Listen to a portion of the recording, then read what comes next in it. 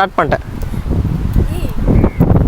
9 மாதத்துக்கு முன்னாடி நின்று இருந்தாங்களாமா. ஒரு 5 டாக்டர் ஏதோ அப்படியே அலைவெடுத்து போயிடுச்சாங்க. செல்ஃபி எடுத்துருந்தாங்க.